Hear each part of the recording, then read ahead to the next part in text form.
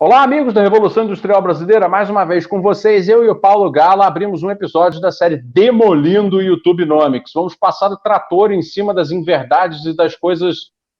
Não vou xingar, deixa pra lá. Das coisas estranhas que que são ditas a respeito de economia na internet brasileira. Porque, assim, graças a Deus, nem assim no Brasil real não se fala tanta besteira, mas na internet brasileira o negócio é baixo, é ruim.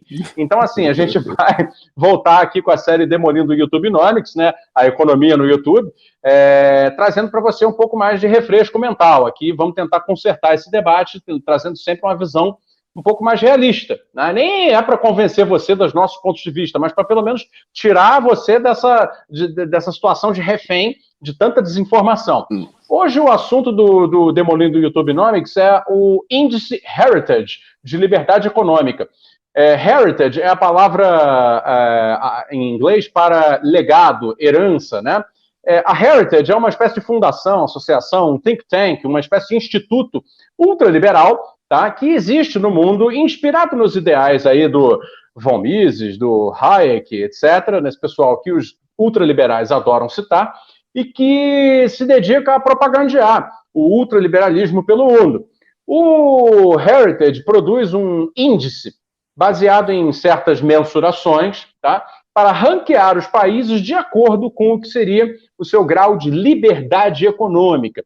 Claro, todo liberal acredita que a liberdade econômica é um critério importante para a formação de riqueza das nações. Isso aí está fora de questão, é o direito deles achar isso, não tem problema. O problema é o seguinte, as medições colocadas dentro do índice Heritage de liberdade econômica são medições que, na nossa visão, são absolutamente insuficientes para explicar a realidade da riqueza das nações, dado que, como eu gosto de falar, são puro suco institucionalista. Né? São mensurações, por exemplo, relativas à qualidade dos serviços judiciários de uma sociedade, à rapidez ou demora em relação à abertura de negócios, esse tipo de coisa que liberal adora categorizar como sendo causa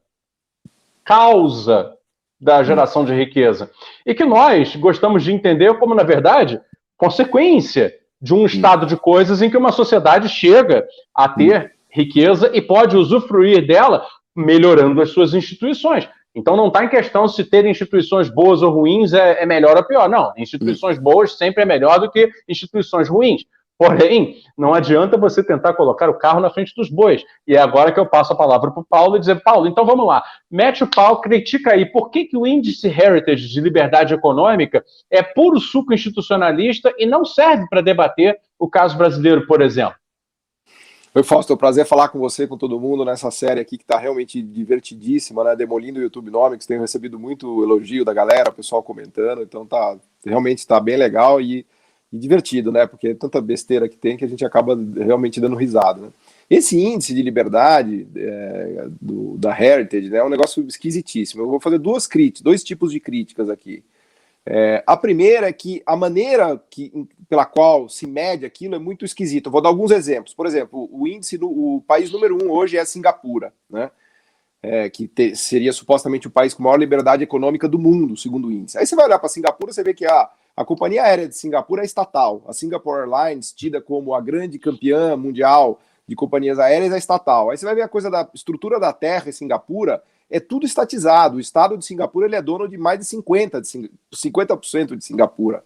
Né? Quando você estuda a história de Singapura, né, eu já escrevi vários trabalhos sobre isso, tem inclusive um no meu blog, um que foi publicado recentemente também numa revista legal, você vê que o estado de Singapura ele foi um estado absolutamente desenvolvimentista. Né? Não há a menor dúvida que o estado de Singapura... Aliás, o estado de Singapura ele serviu de modelo para a China. Quando o Deng Xiaoping foi para Singapura, no final dos 70, ele olhou aquilo, ficou maravilhado, falou, cara, o que vocês fizeram aqui? O que foi esse estado desenvolvimentista de Singapura? E a ideia dele era fazer 10 desses da China. Então ele copiou as ideias desenvolvimentistas do governo de Singapura na época para fazer a China. Né? Dos estudiosos de China reconhecem que a grande inspiração do desenvolvimentismo chinês foi o que ele viu em Singapura. Então, por aí vai. Então, estou dando um exemplinho só de Singapura, que é tido como o país mais liberal do mundo. Né? Então, segundo índice, primeiro problema, eu não estou convencido de que Singapura é tão liberal assim hoje, dado que a companhia aérea é estatal, tem várias empresas estatais lá, a propriedade da terra ainda é muito estatal, né? E muito menos eu estou convencido de que a história de Singapura foi uma história liberal, né? Eles tiveram um Estado desenvolvimentista importantíssimo. Outro exemplo também, Suíça, tá lá, acho que top 5. E um dos itens do Heritage, do índice, é liberdade de trabalho, de movimento de trabalho. Cara, quando eu vi isso, eu fiquei chocado, porque na Suíça todo mundo sabe que se você é um estrangeiro desempregado na Suíça, os caras te expulsam do país literalmente. É proibido você ficar na Suíça se você não for ou um suíço ou se você estiver trabalhando. Ou seja, não tem liberdade de trabalho nenhuma lá. Primeiro que eles são ultra protecionistas em relação ao mercado de trabalho deles, é muito difícil para um estrangeiro conseguir vistos de trabalho e trabalhar na Suíça, e se ele for demitido, é pé na bunda ali, 6 meses, 1 ano, você tem que ir embora do país, né? Aliás, toda a legislação trabalhista, Fal, você conhece melhor do que eu, de imigração no mundo rico, é pesadíssima, né? Como é que você vai dizer que existe liberdade de fluxo de trabalho nos países ricos? Quer dizer, é um completo nonsense isso. Tenta pegar um visto americano para você trabalhar lá, tenta pegar um visto para você trabalhar na Inglaterra, que também é top 5 do índice de liberdade, tenta pegar um visto de trabalho para você trabalhar na Suíça, esquece, né? Tem um protecionismo violento. Ainda hoje, dos ditos países que são liberais, tem uma proteção do trabalho fantástica, né? Se pegar agora os nórdicos, né? A Noruega com a grande estatal do petróleo, a Statoil, que agora eles mudaram para Equinox, né? Equinor, né? Para tentar dar uma disfarçada, entendeu? Porque o nome antes era muito evidente, né? Era quase a estatal do petróleo. Então eles botaram Equinor assim para ver se dá uma. Puta, vamos dar uma disfarçadinha aqui, chama de outra coisa para ver se a galera não percebe, né? Então, os nórdicos tributam 50% da renda das pessoas. Isso é mais do que país comunista. 50% da renda do indivíduo é tributado. Aí esses dias tinha uma menina lá me enchendo no Instagram, que ela botou assim, o imposto para as empresas no Brasil é de 32% e nos nórdicos é de 25%. Logo, os nórdicos são mais liberais do que o Brasil. Eu falo, cara, eles tributam 50% da renda pessoal das pessoas, né? Por aí vai, você pega a Inglaterra também, né? Inglaterra é outro caso curioso, porque ele tá lá também, top 5 de liberdade. Primeiro que eles são super protecionistas nessa questão do trabalho e tudo mais, e segundo que você vai estudar a história da Inglaterra, não teve país mais protecionista no mundo do que a Inglaterra. Os reis mercantilistas ingleses eram de um protecionismo absurdo. Você pega o Navigation Acts, proibia transporte de mercadorias para o Império Inglês que não fosse navio inglês. Porra, você quer uma medida mais protecionista do que essa, Fausto? Né? A questão com a Holanda, também, a lã, né, a lei de proibição de exportação de lã crua para a Holanda, né? Exato. Henrique VII, né, para desenvolvimento da tecelagem britânica. Os reis ingleses proibiram a exportação de lã bruta da Inglaterra, né?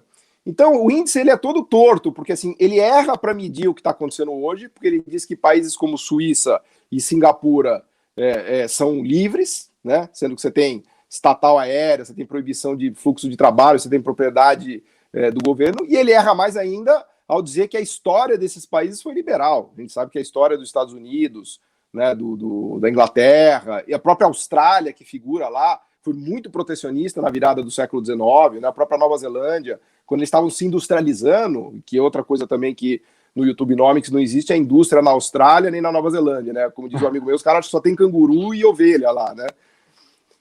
Eles foram muito protecionistas no processo de industrialização deles. O processo de industrialização deles foi parecido com o inglês. Aliás, eles se industrializaram meio no vácuo da Inglaterra, né? No Commonwealth. Você tinha Inglaterra, Austrália e Nova Zelândia. Também se industrializaram por conta da corrida do ouro. Teve uma formação lá do mercado local por conta da descoberta de ouro e tal. Mas o próprio Daron Acemoglu, né, que é um dos ídolos da galera mais liberal séria, não da galera liberal perdida, ele mesmo coloca a industrialização da Austrália e da Nova Zelândia como um pilar do desenvolvimento desses dois países no final do século XIX. Né? Enfim, é uma quantidade de absurdos, Fausto, que eu fico até motivado, porque a gente tem 5 anos de vídeo para fazer aqui, porque é tanta besteira que os caras falam que isso vai demandar assim, uma epopeia cinematográfica para a gente conseguir demolir todas essas ideias idiotas. Né? Mas vamos lá que tá divertido. Vamos fazendo, quem sabe um dia a gente não consegue um contrato com a Netflix de fazer isso, né, ficar grande. Alô, Netflix Brasil, vamos demolir o YouTube Nomics juntos. Boa. Ia ser legal, né? Mas, tem Paulo, demanda, cara, tem demanda. Exatamente, quem sabe, né? Paulo, eu queria comentar uma parada que não é especificamente a ver com a Heritage, até porque eu nem acompanho esse tipo de coisa, né? Eu tenho do pouco tempo que me resta, eu tento acompanhar as coisas que são, né, reais e que tem a ver com possibilidades concretas para o Brasil. Afinal de contas, é nele que a gente vive, é ele que a gente tem que consertar. Mas, assim, esse debate me incomoda um pouco uma questão séria, que é o seguinte: a palavra liberdade é uma palavra muito sedutora. Isso eles realmente têm. É igual, assim, o bolsonarista tem hoje o monopólio da bandeira do Brasil, né? Então parece que ninguém mais pode usar a bandeira do Brasil para não ser confundido com o bolsonarista. Então é como se ninguém mais fosse brasileiro. E todo mundo que é contra o Bolsonaro, então é contra o Brasil. Entendeu? Essa associação tacanha. E eles monopolizaram, né, na estética do debate, uma palavra que é assim, quem vai ser contra a liberdade, né? Quem gostaria de estar eu sou a favor da liberdade. Né? Sou totalmente quem vai a favor querer da liberdade. É claro, quem vai querer estar atrás das grades, né? Então, assim, agora, a questão que eu acho que a gente precisa começar a desmontar também, para demolir o YouTubenomics, assim, com a propriedade, é dizer, porra, cara, nós não somos contra a liberdade. Por exemplo, eu jamais me posicionaria contra o direito de um cara... Deixa eu sugerir da gente fazer um outro vídeo sobre essa questão da liberdade, então, porque eu acho que isso merece um vídeo só sobre liberdade econômica. Vamos fazer. Quem pode ser contra um camarada que quer abrir, sei lá, uma loja de pastel, que ele abra a loja de pastel? Não me importa nada, eu quero que ele tenha toda a liberdade do mundo de ir lá e abrir a loja de pastel dele. É que eles tiveram a esperteza de colocar o debate centrado nisso, né? E aí, por exemplo, o nosso amigo lá do Twitter, o Zeidan, ele consegue subverter a coisa dando 50 saltos carpados, né, da ginástica olímpica, a ponto de dizer o seguinte: não, a China atual é fruto de milhões e milhões e milhões de empresas privadas, da liberdade dos chineses que querem ficar muito ricos abrindo lojas de pastel. Olha lá, aquele lá abriu uma sapataria, aquele ali abriu uma sorveteria, aquele ali abriu um cabeleireiro. Entendeu? Vamos convidar as pessoas para assistir nosso vídeo sobre liberdade econômica, porque eu queria falar um pouco sobre isso. Eu acho que vamos concluir esse, porque senão vai ficar muito longo e a gente convidando as pessoas para assistir nosso vídeo sobre liberdade econômica. Eu só queria concluir, então, para fechar esse aqui, dizer o seguinte: pessoal, o desenvolvimentismo não é uma proposta de privar liberdade econômica de ninguém.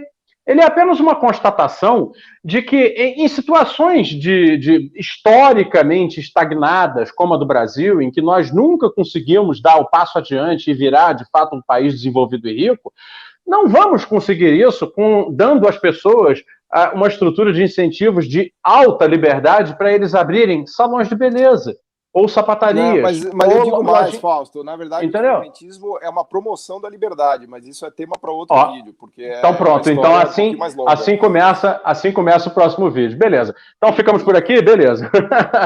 Obrigado, Paulo. Demolindo o YouTubenomics. Fique atento, você vai entender qual é a posição do desenvolvimentista acerca da liberdade econômica no próximo episódio da série. Um abraço, pessoal, até a próxima.